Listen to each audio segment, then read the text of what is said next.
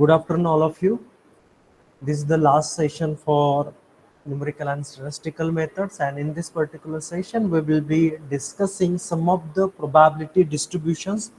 Some of the probability distributions we already covered in previous session. Okay, so let's start with the geometric distribution, and the ultimate objective is to explain how this particular distribution works, and we will take example.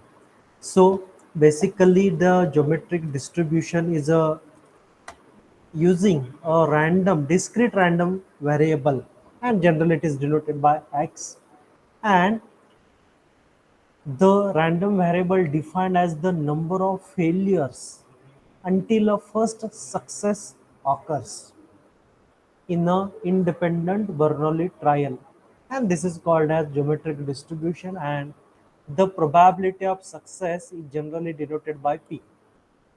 So for example, you are interested in head and you are tossing a coin. So if you are interested in head means the success will be if outcome is a head. So you keep tossing the coin, and initially you may get a tail many a times, so these will be the failures, and after some time you will get a head, so that will be the first success occurs in which you are interested. So such type of examples can be uh, applicable to geometric distributions or modeled using geometric distributions.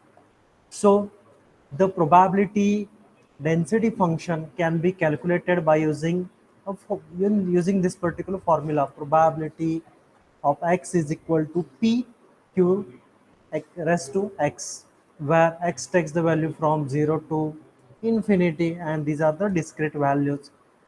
And generally the probability of success is between 0 and 1, because we know that probability is always between 0 and 1, and the sum of probability of success and probability of failure is equal to always 1.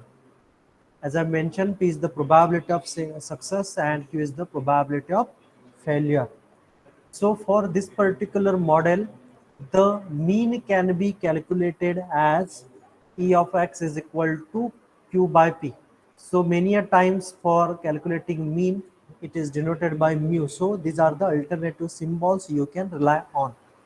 Similarly, for variance, we use notations Vx, or instead of that, you can rely on sigma square for variance, which is equal to q by t square. So these are the some of the metrics in which we are interested when we talk about the geometric distribution. Okay, let's take one example. It is known that only 20% of the applicants for a certain post are suitable for a job.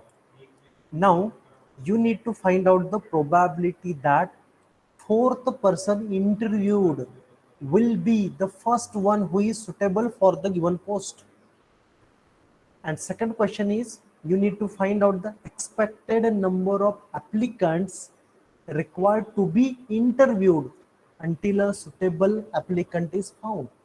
See, suppose in your organization, suppose you want to recruit only one candidate, then in general you need to make a decision how many applicants you need to interview, so that you will get a suitable one candidate, because you are interested in only one candidate. And because, and why this thing is important, because for only one post nowadays hundreds of applications are coming, so it's very challenging to interview all the 100 candidates. So from those 100 candidates, you need to apply some filter and select only suitable number of candidates, among which there will be high probability that you will get a suitable candidate.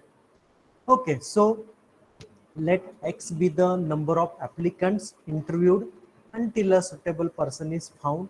So for that, this is the random variable, discrete random variable x, and from problem itself we observed that the probability of success is 20%.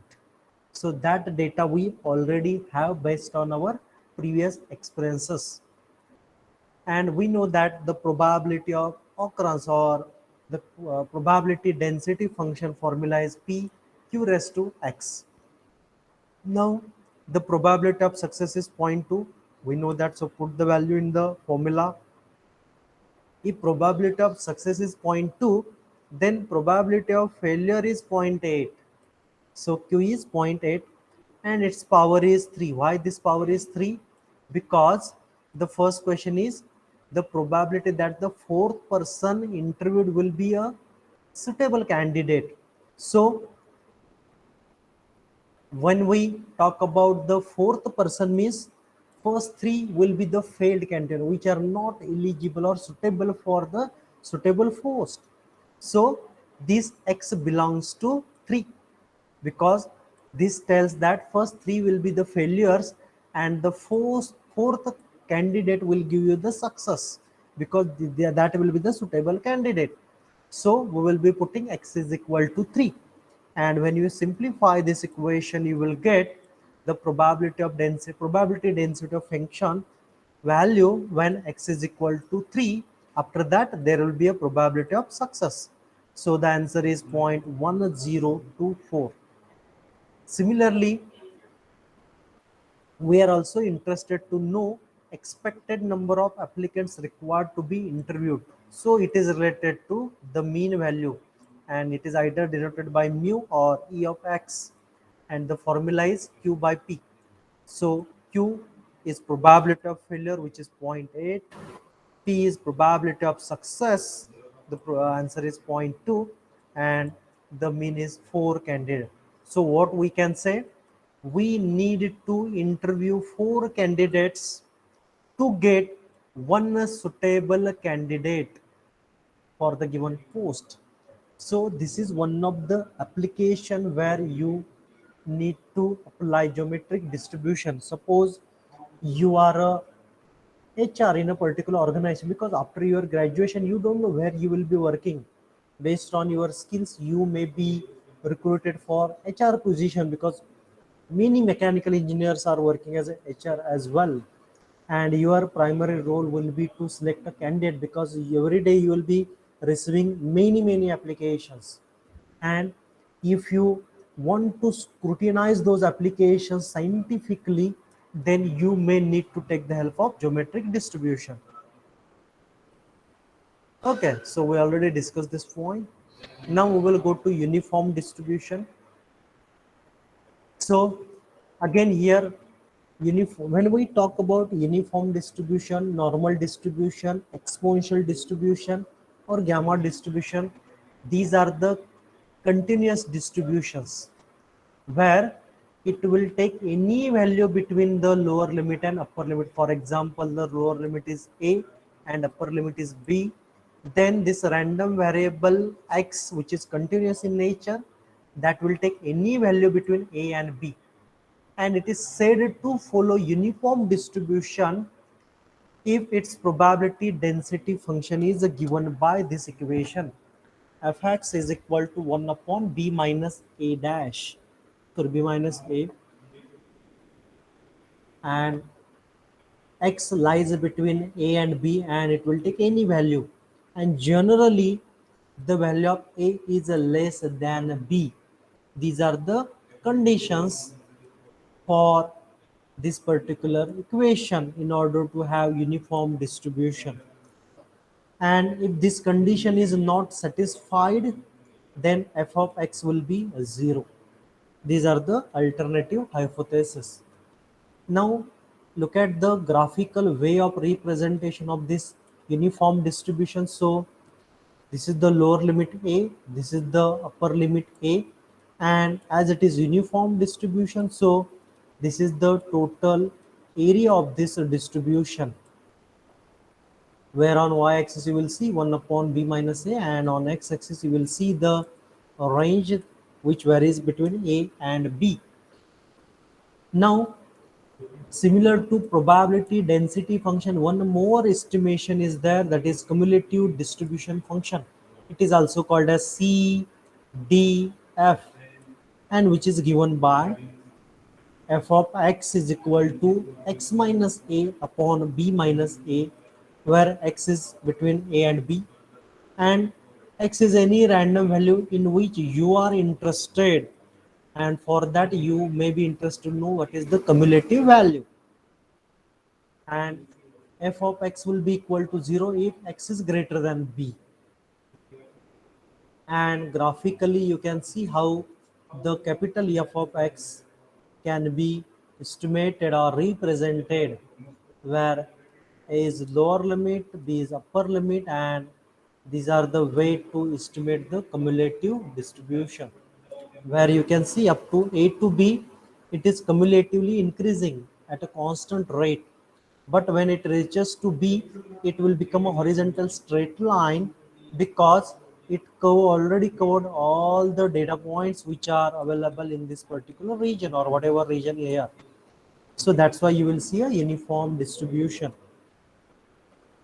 Now for uniform distribution, the mean can be calculated as a plus b divided by 2 by using this formula.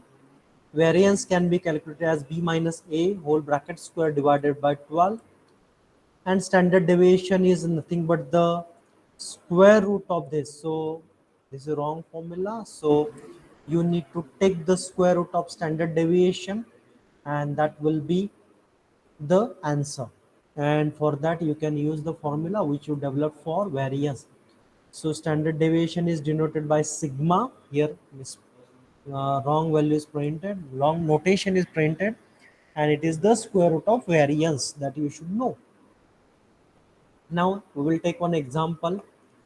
If x is subset of u and its range is 2 to 8, state mean and variance of x. So you have to calculate the mean and standard deviation.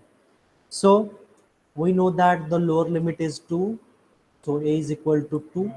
Upper limit is 8, so b is 8. So put those values in this equation and simplify the formula. You will get the mean is 5, and you also need to calculate variance. So b is 8, which is given in the problem. A is 2, also given in the problem. Put those values in the equation and simplify. Upon simplification, you will get variance as 3. And we can also calculate the standard deviation as well. What you need to do, you just need to take the square root of 3. So formulas are with us. We need to identify which value is what, use the appropriate formula, and you will get the solution. So that's it from my side for today's session. One more important thing, some of the part we didn't cover. So those part are, you can see in the content that we didn't cover geometric, I guess, geometric distribution, exponential distribution, normal distribution, and chi-square or chi-square distribution. And linear algebra we didn't cover. There are two reasons. Just like gamma distribution and gamma distribution, Gaussian distribution, binomial distribution, uniform. Similar in that in line, there are typical formulae for geometric distribution, exponential distribution, normal, and chi-square distribution. So just find out how these formulas are defined and try to solve one or another problem, and you will understand how to use it. Or what will I will do, I will share the videos related to this so that you can refer those to understand the fundamentals, or most of the concepts are already available in the books. And there is a review of linear algebra, matrix operation, vectors, vector space, and linear mapping. Some of the part, for example, matrix operation we already discussed in unit number 1 only, and you are very much familiar with this linear algebra. So uh, if I get, I will share the videos with you, and you can use it, or you can just refer to the book, and that will be the, that you can do at your own, because these are very simple concepts. And related to this, I already assigned assignments. So if you solve those assignments, you can easily say that yeah, these are the very simple and understandable concept, and you can do it. So these are the things from my side. If you have any question related to this, the session is open for discussion. Yeah, any question from your end?